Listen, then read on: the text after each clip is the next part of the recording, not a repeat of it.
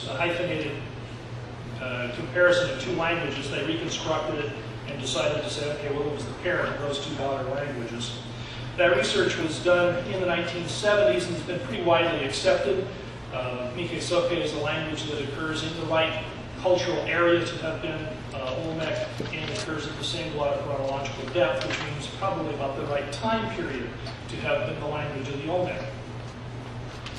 One of the things that has sort of skipped everyone's notice in the excitement of the translation of Maya glyphs is the remembrance that there were a lot of other scripts.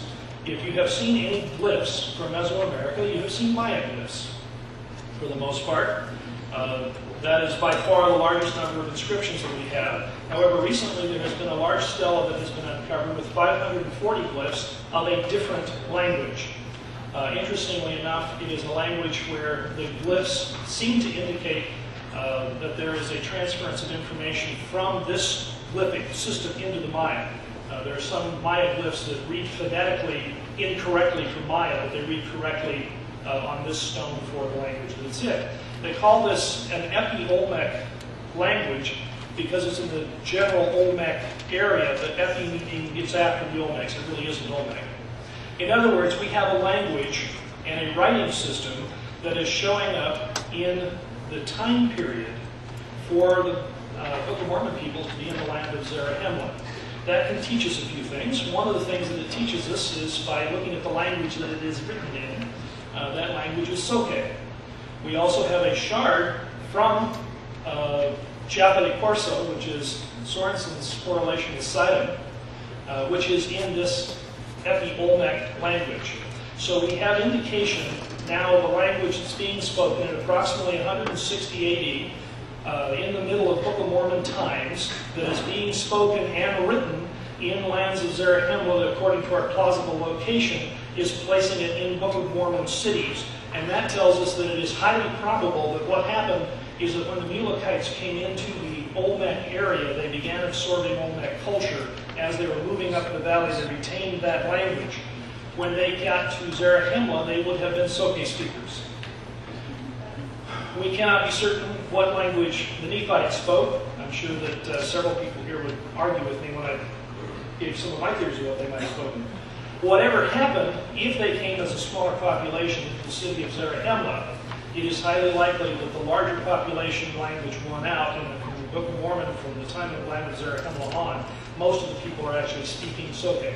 So we actually have a language for them. Doesn't help us much, but we have a language for it.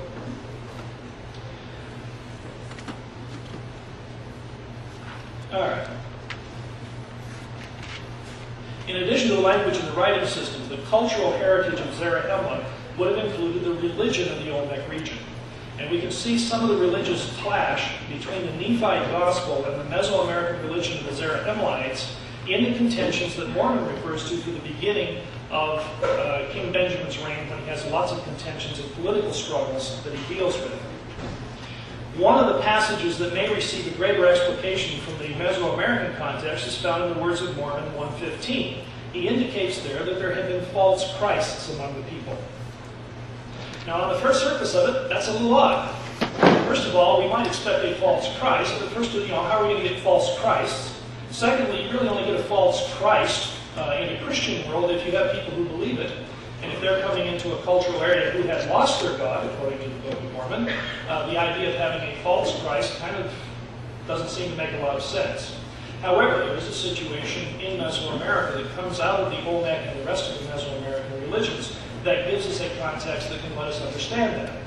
Those religions had people that were called God impersonators. They were people who would wear the clothing of the gods and would, for that time period, become a god.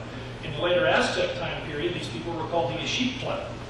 But these are people whose job it is to impersonate the god. And since Christ is the God of the Nephites and anti-Christ, he is easily defined as one of these people who is an advocate of the old religion and is still there impersonating God by being one of the God impersonators and wearing that paraphernalia. It's part of that cultural conflict that we see happening. The same conceptual background in the attempt to establish a new Nephite religion in the people steeped in an ancient Mesoamerican tradition also provides a richer context for the preamble to Benjamin's famous speech. One of Benjamin's first attempts to his people, or his first statements to his people, is that I have not commanded you to come up hither that ye should fear me, or that you should think that I am of myself more than a mortal man, but I am like yourselves, subject to all manner of infirmities in body and mind. I would say that, unless he is dealing with a competing religion that says kings are deified, and that the old ancient tradition would have said that the king and the god are the same one, and therefore should not have been subject to all of those. And his very first statement is, I'm not that kind of a king. Benjamin's next set of remarks also fit into the people that are having conflict over the nature of religion and kings, when he emphasizes his catalog of the kind of king he has not been. Why does Benjamin emphasize the negative side of the positive things he's done? The common context for a listing of what one has not done implies the possibility that they could have been done. And the easiest suggestion is that Benjamin is continuing to differentiate himself from the other kings that they might have known either in their own past or in the cultures with which they have contact. Above and beyond these points, there are other cultural and archaeological confluences around Benjamin's speech that are impressive. I dealt with some of those last year, and I'm not going to repeat it because I've run out of time. However, now we go on a couple of other things. Moving on with time. The end of the reign of Mosiah II. This is Mosiah, the son of Benjamin, the son of Mosiah. The end of the reign of Mosiah II is the conclusion of the reign of kings among the Nephites. The transition from kings to judges had several parallels in Mesoamerican political systems. It's important to understand that the roots of the shift from a monarchic to a more communal government structure were already in place in the Book of Mormon prior to Mosiah's abolition of the monarchy. The voice of the people was a communal mechanism that acted even to confirm kingship. Sometimes we make the mistake of thinking that this voice of the people was something they just started up, and that democracy shows up full-blown right at this point in time. This is a mechanism that was already there. It's a really fascinating one because it does not work like democracy at all. I toyed with the idea of talking about that, and when I put it into the paper and read it, I was about an hour and a half or something like that. The change from a king to a more communal system of judges was clearly seen in Chichen Itza near the end of the Classic. While not as conclusive as the Chichen Itza case, the argument for an oligarchic political structure at Teotihuacan is very strong. Just as with the Book of Mormon case, the structures that allowed this power shift away from single kings to a more communal rule were already in place and functioning in those Mesoamerican monarchies. Ethno-historical sources tell us that the Maya community had a popolna, or a mat house. The mat house was a community location where the lords convened and where all important community matters were discussed and where disputes were adjudicated. This is a Mesoamerican system of judges by the nobles of the land that was already in place under the kings. It is very easy to see how someone who has already in place a system of adjudicating through these local leaders, how it's very easy to move to that as soon as you decide to remove the king. And in fact, in Mesoamerica, that happened in a couple of communities, and there are glyphic texts that appear to indicate that even in some cases where the king maintained his monarchy, he had to begin to share the limelight with these people who were ruling in the popolna, or the judges who were also participating in the government of the society.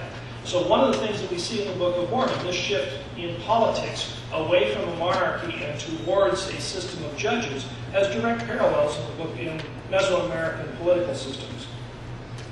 The unique Mesoamerican political systems provide further definitions that inform our understanding of the events of the Book of Mormon.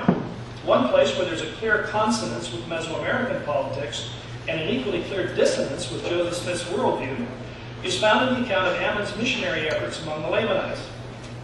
In Alma chapter 20, we have the converted king Lamoni accompanying Ammon on a visit to the king of the land of Middoni.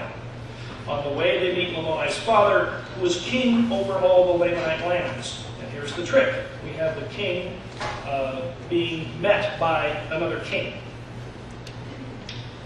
The concept, this situation is clearly foreign to Western conception of kings. Kings might rule over lords, but we do not expect a king over kings. This concept is so ingrained in our Western thinking that the title King of Kings is immediately applied to Christ and to none other. Nevertheless, we have precisely the situation in Mesoamerica, most powerfully attested with the translation of the glyphs that outline the political overlordship of such places as Tikal and Calakmul, among others.